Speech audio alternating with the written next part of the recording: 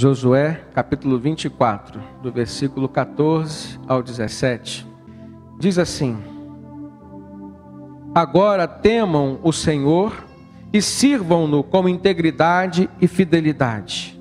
Joguem fora os deuses que os seus antepassados adoraram além do Eufrates e no Egito, e sirvam ao Senhor. Se, porém, não lhes agrada servir ao Senhor, escolham hoje a quem irão servir: se aos deuses que os seus antepassados serviram além do Eufrates, ou aos deuses dos amorreus em cuja terra vocês estão vivendo. Mas eu e a minha casa, eu e a minha família serviremos ao Senhor. Então o povo respondeu: longe de nós abandonar o Senhor para servir outros deuses. Foi o próprio Senhor, o nosso Deus, que nos tirou, a nós e a nossos pais, do Egito, daquela terra de escravidão, e realizou aquelas grandes maravilhas diante dos nossos olhos. Ele nos protegeu no caminho e entre as nações pelas quais passamos. Além disso, o Senhor expulsou de diante de nós todas as nações, inclusive os amorreus que viviam nessa terra. Nós também serviremos ao Senhor, porque Ele é o nosso Deus. Queridos, Josué vem falar aqui sobre o seu desejo de se relacionar com Deus e de renovar a sua aliança com o Senhor, mas incluindo a sua família. Josué tem um discernimento de Deus de que a melhor maneira de proteger a sua família é incluindo-a no serviço ao Senhor. E isso traz uma ideia para nós do quanto é importante estarmos em família, compartilhando a mesma fé, compartilhando as experiências que nós vivemos, mesmo que particularmente, mas é importante nós passarmos as nossas experiências para os nossos cônjuges, para os nossos filhos, e permitir a eles que também cresçam na fé da mesma maneira que nós estamos crescendo. Isso se refere à unidade espiritual dentro do lar. E Josué teve esse discernimento. Josué foi um homem que percebeu que diante de tantas experiências que Deus tinha dado ao seu povo, desde a libertação do Egito, desde a peregrinação no deserto, até esse momento em que eles já estavam conquistando a terra prometida, diante de tantas vitórias, alguns estavam esmorecendo na fé. E isso acontece às vezes conosco. Não é porque Deus está nos dando uma vida tranquila, com segurança, não é muitas vezes porque nós estamos experimentando grandes vitórias de Deus, que o nosso coração está aquecido em relação ao relacionamento com Ele. Há muitos casos na Bíblia que nós vemos homens que foram abençoados por Deus e que ao longo da sua vida esfriaram-se na fé. Mas Josué tem um discernimento nesse momento em que ele haveria de distribuir as terras para as tribos de Israel. E ele faz essa renovação de votos, como quem estivesse dando um direcionamento a cada um dos líderes, a cada um dos pais de família. Vocês precisam incluir a família de vocês no relacionamento em que vocês vão ter com o seu Deus. Vocês precisam servir exclusivamente ao Senhor. Vocês precisam deixar todo o seu passado. Vocês precisam não se contaminar com essa nova sociedade que será vizinha de vocês.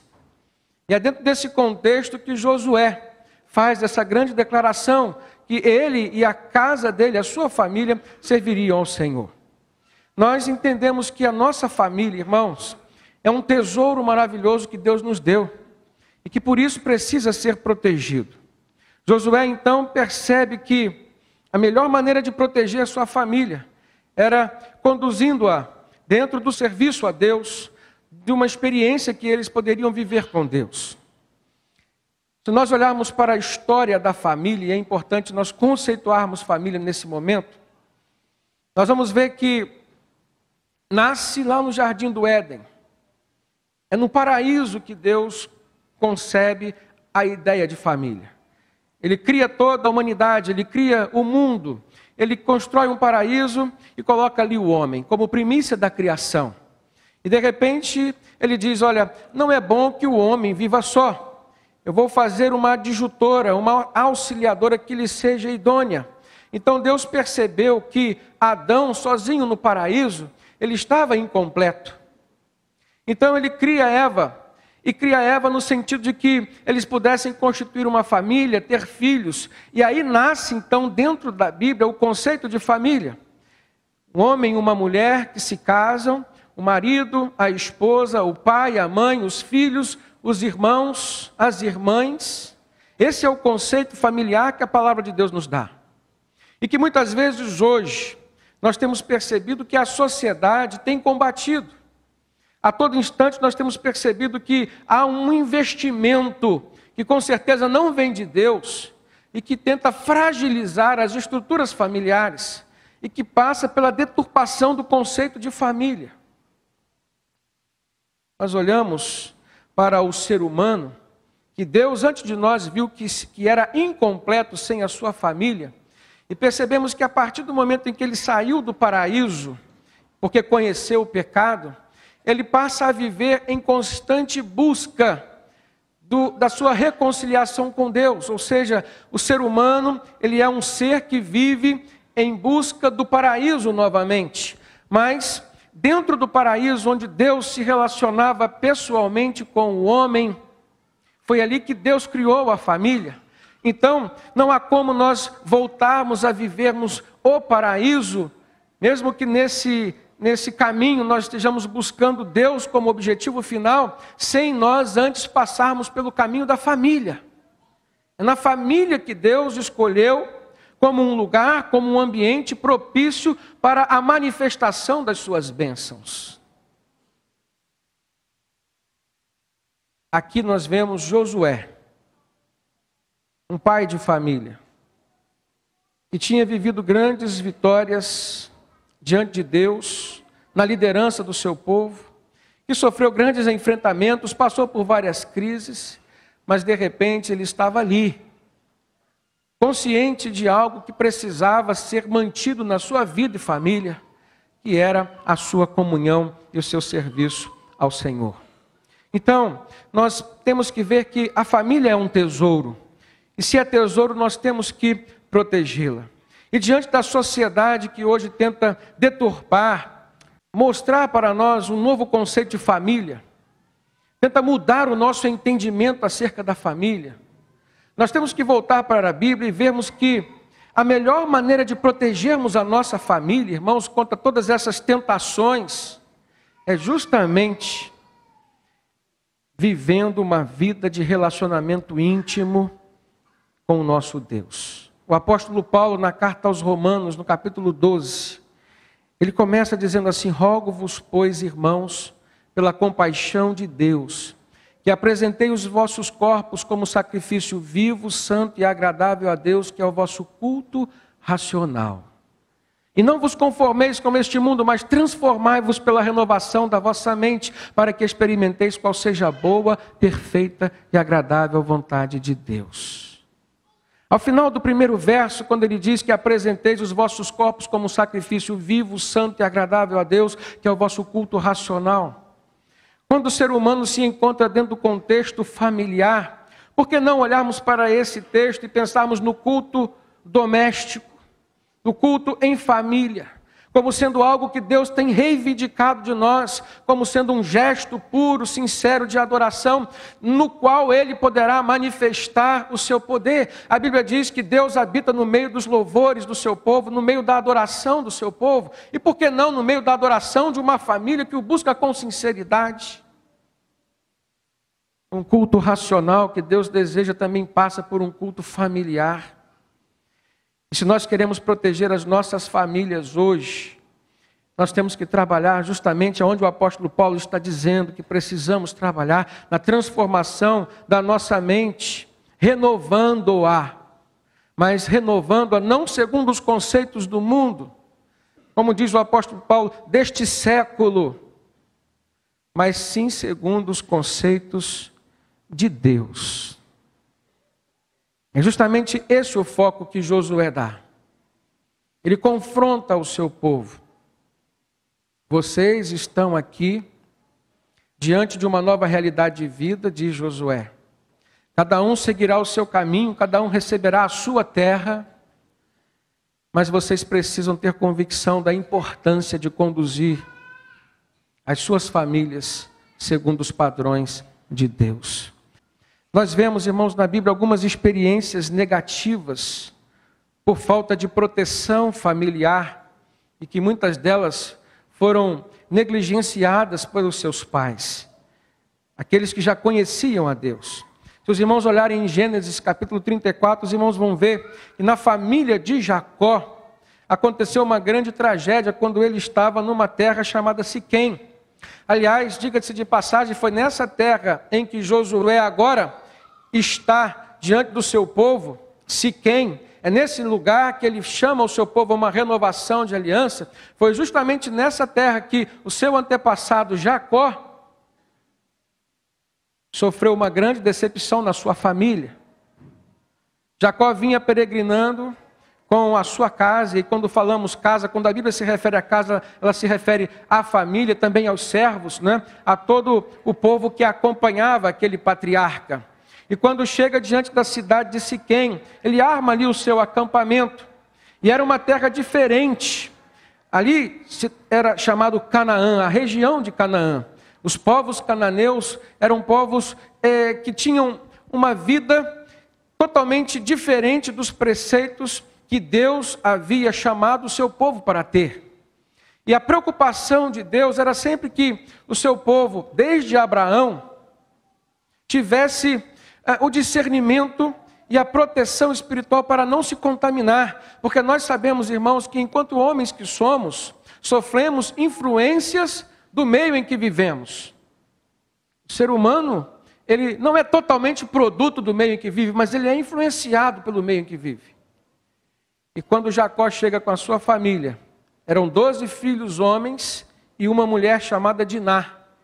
Naquele lugar, se os irmãos olharem em Gênesis capítulo 34, ele começou a armar a sua tenda, a sua casa, começou a conviver com uma vizinhança que não era de Deus.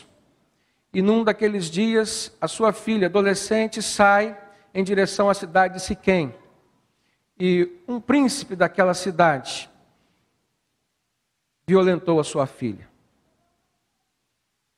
Parece-me que a proteção familiar escapou das mãos de Jacó, mesmo sendo Jacó um homem de Deus.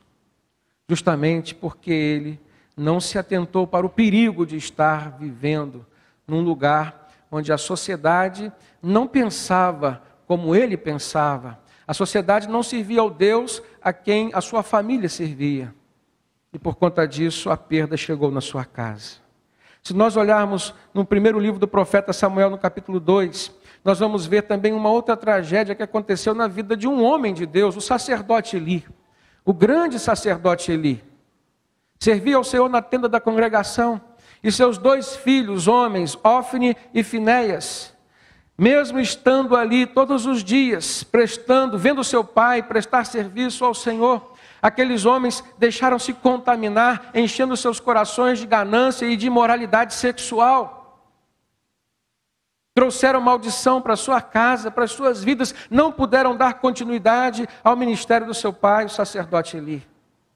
Se nós continuarmos olhando no segundo livro do profeta Samuel, no capítulo 11, nós vamos ver, irmãos, Davi, referência na adoração, homem que a palavra de Deus diz que ele era segundo o coração de Deus, referência de fé, mas uma péssima referência no campo familiar.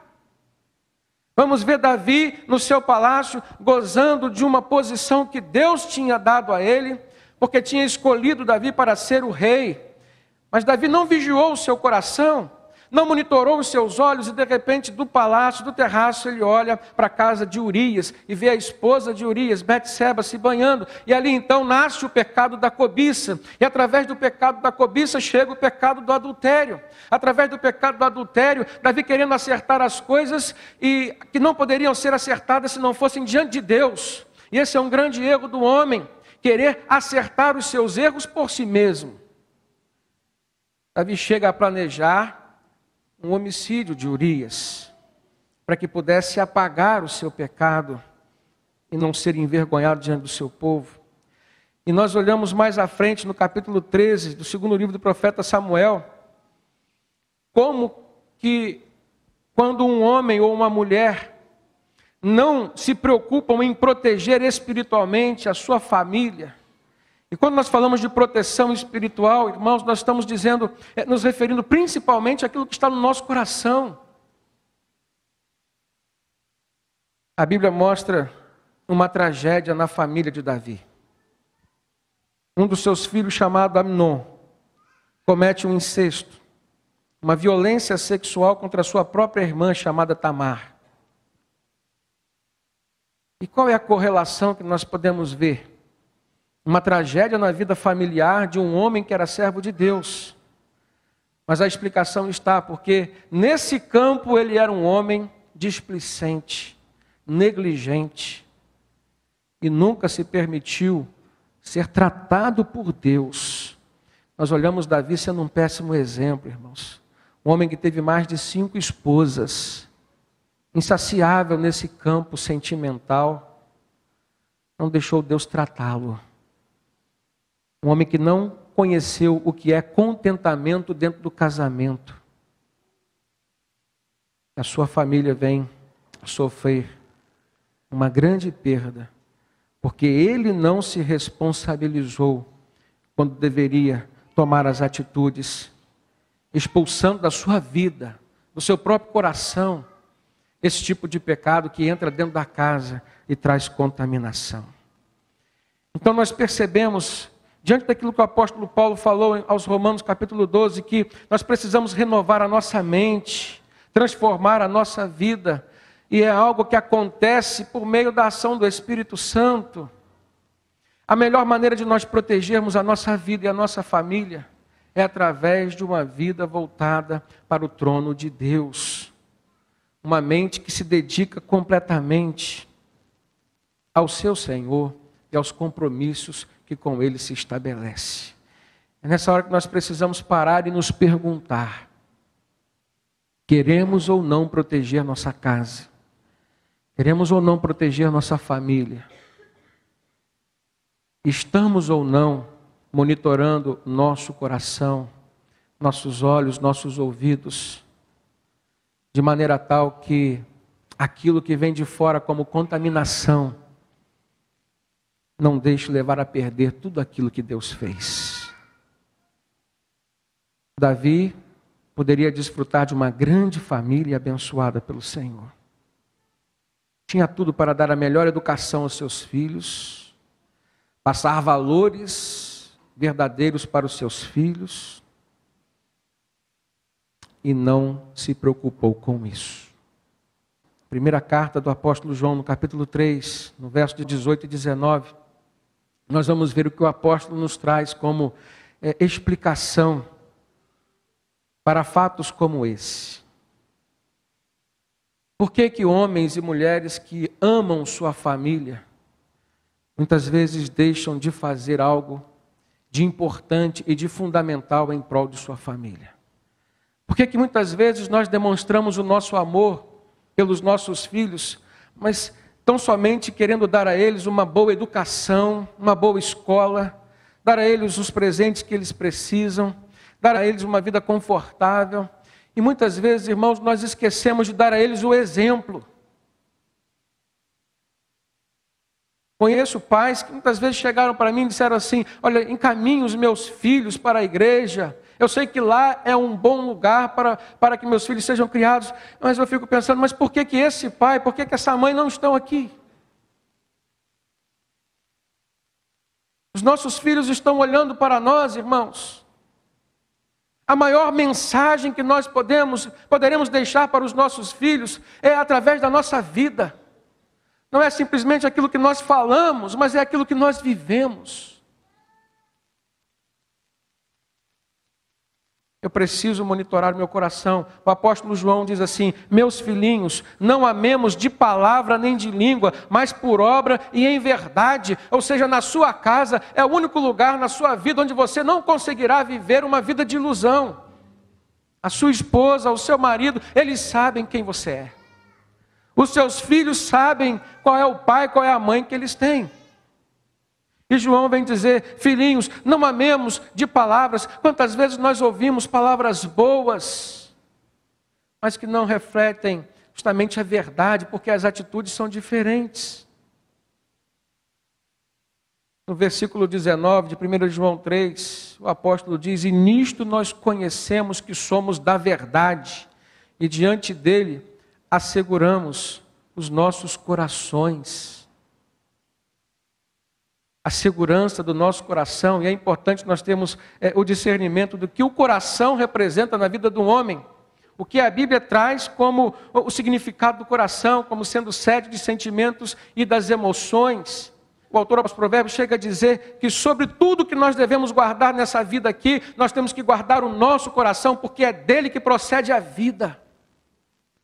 Se o nosso coração estiver protegido, irmãos, se o nosso coração estiver fundamentado num relacionamento com Deus, a segurança que nós vamos viver não é uma segurança vã, não é uma segurança humana, não é uma segurança material, financeira, mas é uma segurança divina, sobrenatural. É o poder de Deus que se manifestará sobre nós e sobre os nossos filhos. Essa é a segurança que nasce de dentro para fora. Não é uma segurança vivida simplesmente por palavras, mas por obras, por atitudes que expressem a verdade que está dentro de nós. Se assim nós vivermos, seguindo esse texto do apóstolo João, 1 João 3, agora no verso 22, ele diz assim: e qualquer coisa que lhe pedirmos, dele a receberemos, porque guardamos os seus mandamentos e fazemos o que é agradável à sua vista. Qualquer coisa que lhe pedirmos, dele a receberemos. Restauração da vida dos filhos, restauração do casamento, perdão que precisa vir do outro, porque quando o perdão precisa nascer do nosso coração, não há necessidade de uma intervenção divina. É necessário tão somente uma decisão espontânea, voluntária, firme. Você decide perdoar e pronto, acabou a questão. Deus restaurou a sua família, mas foi mais você mesmo do que o seu próprio Deus. Estava nas tuas mãos a decisão. O problema é quando o outro precisa te perdoar. O coração do outro é terra que ninguém anda. Mas Deus sonda os nossos corações, diz a palavra. E quando aqui o apóstolo João diz que qualquer coisa que nós pedirmos, Ele nos concederá, está incluso aqui, irmãos, o milagre do perdão no coração da família. O milagre da compreensão. Coisa difícil para um filho, para um adolescente, para um jovem, é estar inserido dentro de um lar que o seu pai não o compreende, não o escuta. Normalmente ele tem essa dificuldade maior com o pai, mas há casos em que a mãe também falha nesse sentido.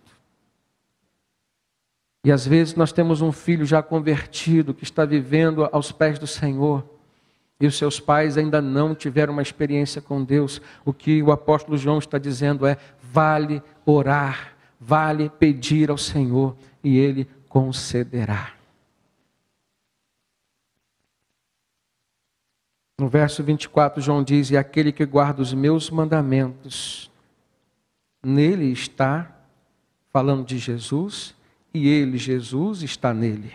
E nisto conheceremos que ele está em nós, pelo Espírito Santo que ele, Jesus, nos concedeu. Eu não posso negligenciar o papel do Espírito Santo na minha vida. Eu preciso quebrantar meu coração e tornar os meus ouvidos e olhos sensíveis àquilo que o Espírito Santo está querendo me mostrar ou falar. E a partir daí eu tenho certeza que as coisas ficarão mais fáceis na minha vida. O marido que conhece a Deus não pode colocar, não deve colocar como nada sendo impossível a reconciliação, por exemplo, no seu casamento, ou a superação de uma crise conjugal, algo que está no coração da sua esposa, porque ele tem o poder de Deus disponível a ele. Comece a orar pela sua esposa.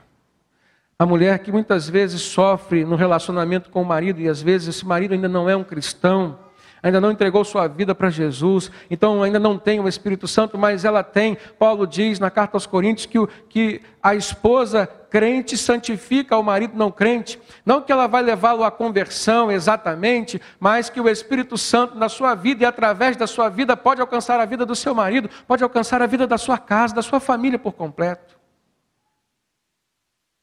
Perceba, irmãos, se há um caminho pelo qual Deus pode agir na sua família, é através de você que já conhece o caminho de Deus. É através de você que já tem o Espírito Santo. Então assuma essa posição diante do Senhor e diga: Senhor, eu me coloco como um instrumento para abençoar a minha casa, abençoar minha família, minha esposa, meu esposo, meus filhos. O que a palavra de Deus nos diz é: não desista. Faça como Josué, mesmo no final da sua carreira, renovou os seus votos e disse: eu e a minha família serviremos ao Senhor, ao Deus vivo. Nós olhamos na Bíblia, irmãos, e nós percebemos que o cuidado que nós devemos ter uns com os outros, justamente no que diz respeito a abençoarmos uns aos outros, vai se demonstrar através de atitudes. E nós, enquanto ser humano que somos, temos corpo, temos alma, temos espírito. A palavra de Deus nos dá essa ideia tricotomista. O ser humano composto por 3 partes. E enquanto corpo que somos, nós sentimos necessidade de carinho, sentimos necessidade de afeto. Há coisas que só poderão acontecer na nossa vida, há necessidades que só poderão ser supridas pela presença. Eu preciso olhar para a minha família e ver que eles precisam da minha presença ali, não precisam somente do dinheiro que eu levo a eles como sustento. Não precisam somente de uma palavra de conselho, mas precisam da presença, precisam de um ombro amigo, precisam de um ouvido que lhes escute. Quantas mulheres estão hoje, irmãos, vivendo no caos da solidão, dentro de uma casa onde existe a pessoa do marido e a pessoa dos filhos. Mas ninguém para escutar o outro. Nós temos vivido dias em que alguns adolescentes jovens estão caminhando para o suicídio, irmãos, e a psicologia nos mostra que muitas vezes a razão é: os seus pais os abandonaram. Não abandonaram no sentido de dar educação, no sentido de dar dinheiro, mas abandonaram no sentido de dar afeto, de dar carinho, de dar atenção, de dar compreensão.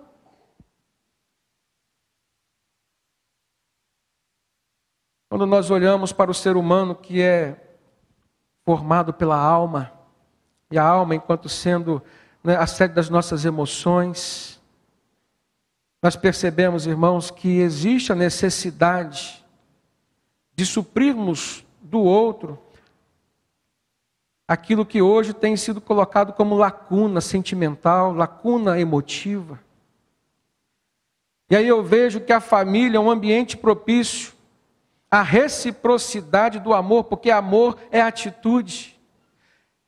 É na família que nós vamos viver essas experiências de amarmos e de sermos amados, de compreendermos e de sermos compreendidos, de agradarmos ao outro e de sermos agradados também. Mas nunca sem a presença de Deus ali. Josué foi enfático em dizer: eu e a minha família temos a partir de agora um compromisso. Renovamos a nossa aliança com o Deus a quem nós vamos servir. Se nós voltarmos ao texto de Romanos capítulo 12, nós vamos perceber que Paulo começa dizendo assim: rogo-vos, pois, irmãos, pela compaixão de Deus, que apresenteis os vossos corpos como um sacrifício vivo, santo e agradável a Deus, que é o vosso culto racional. Ele dá 3 características. Ele está dizendo: olha, Deus não está mais interessado em sacrifícios materiais, em sacrifícios de animais, como era costume dos judeus, mas Deus quer um sacrifício vivo, algo que venha de dentro de você. Deus quer receber de você um sacrifício em santidade, um sacrifício que seja santo, reflexo de uma vida que busca a santidade, que tenha compromisso com os padrões de Deus. Deus quer receber de você um culto, um sacrifício que seja agradável a Ele. E aí ele conclui dizendo: e não vos conformeis com este mundo, transformai-vos pela renovação da vossa mente. Para quê? Para que experimenteis qual seja a boa, perfeita e agradável vontade de Deus. O sacrifício que é vivo é bom. O sacrifício que é santo é perfeito. E quando nós agradamos a Deus, nós experimentamos o que vem dele, que é agradável a nós. O que é agradável à nossa família. A resposta está no nosso envolvimento com Deus e com as coisas que são e que vêm de Deus. Mas nós precisamos cuidar também do nosso espírito, irmãos. Somos corpo, somos alma, somos espírito. E a nossa vida espiritual não pode ser suprida sem a presença do Espírito Santo, mas o Espírito Santo que esteja vivo dentro de nós. Um Espírito Santo que seja efetivo, que tenha suas palavras ouvidas e obedecidas. E a família é um lugar da manifestação da bênção espiritual de Deus. Deus sempre demonstrou sua vontade de se relacionar com a família, e a Bíblia mostra isso. Em vários momentos da história, irmãos, Deus manifestou o seu poder dentro das famílias, fez milagres ali. Família é lugar de oração e é lugar de milagre. Grave isso. Toma isso como um princípio para a sua vida, para a proteção da sua família. Ali é um lugar que Deus reservou para que você pudesse buscá-lo em oração e para que Ele pudesse derramar o seu poder e as suas bênçãos através de milagres. Se nós olharmos na Bíblia, nós vamos ver no Antigo Testamento Deus salvando a família de Noé. Nós vamos ver no Antigo Testamento Deus abençoando o casal Abraão e Sara para que eles pudessem fazer uma família, ter filhos, ter uma descendência. Nós vemos no Antigo Testamento Deus operando um milagre na família de Isaque, quando dois irmãos, Jacó e Esaú, brigaram e por Deus houve a reconciliação, houve o perdão. Deus se manifestou ali. Nós vamos olhar, irmãos, que quando Deus desejou trazer o seu filho ao mundo, Ele escolheu uma família para ampará-lo. E qual foi o padrão de família que Deus escolheu para receber Jesus? Um homem e uma mulher. Deus deu a Jesus um pai aqui na terra, deu a Jesus uma mãe que pudesse cuidar dele. E diga-se de passagem, uma família que tinha compromisso com o Senhor, a maneira como Jesus veio ao mundo, trazendo tanto transtorno para a família de José e de Maria, a própria forma como ele concebeu, Maria sendo virgem, desposada com José, de repente José sem ter relações com Maria, vê que a sua esposa estava grávida, como pode isso? Então ele escutou o anjo Gabriel, não é qualquer pessoa que escuta um anjo falando ao seu ouvido. Da mesma forma que hoje Deus ainda fala conosco, irmãos, se nós não ouvimos. Naquele tempo havia pessoas que não ouviam Deus, mas José ouviu, Maria ouviu Deus, foram escolhidos. Deus fez esse milagre no seio familiar. E nós olhamos para Jesus no seu ministério aqui. O primeiro milagre de Jesus foi aonde? Numa cerimônia de casamento. E aí nós vamos ver Jesus desejando abençoar famílias. Se nós olharmos os outros grandes milagres que Jesus fez, vamos deixar os milagres de cura física de lado um pouco, vamos pensar na maior cura que alguém pode ter, que é a sua ressurreição. Jesus olha certa vez por um pai desesperado. Sua filhinha com 12 anos de idade, tão somente estava morta. Jesus vai lá e ressuscita a filha de Jairo, preservando a unidade de uma família porque teve compaixão de um pai que estava perdendo a sua única filha. Jesus caminhava com seus discípulos e de repente, quando estava indo em direção à cidade de Naim, vem um cortejo em direção a um cemitério onde provavelmente sepultariam o filho de uma mulher que já era viúva e o seu único filho homem estava morto. Jesus teve compaixão daquela mãe que a partir daquele momento estava sendo sentenciada a uma vida de solidão e de desamparo. Entendam isso? Jesus então toca no esquife, toca naquele caixão e diz: levanta-te. E aquele defunto levanta. Ele ressuscita o filho de uma mulher que estava sentenciada a uma vida de solidão. Preste atenção, irmãos. Jesus está em Jerusalém e ele recebe a notícia: Lázaro, o seu amigo, está enfermo. E ele se dirige até Betânia. E quando chega lá, Lázaro estava morto há 4 dias. E ele é recebido por uma irmã desesperada. Na verdade, por 2 irmãs, Marta e Maria. E eram mulheres que abriram a sua casa para que Jesus falasse do Evangelho ali. Eram mulheres de oração, eram mulheres de palavra. E agora eles estavam sofrendo pela perda do seu irmão. Jesus mais uma vez manifesta um milagre de preservação da família, de reconstrução da família. Ele ressuscita Lázaro. O que mais Jesus não pode fazer pela sua casa, pela sua família? Todos esses milagres nós podemos perceber que há algo que Deus quer nos mostrar, mas de fato, irmãos, nós não podemos fugir dessa interpretação que houve a reconstrução familiar. E o maior milagre que alguém pode fazer restituindo a vida do outro, Jesus fez para que uma família pudesse ser reestruturada. Esse milagre pode acontecer na sua casa.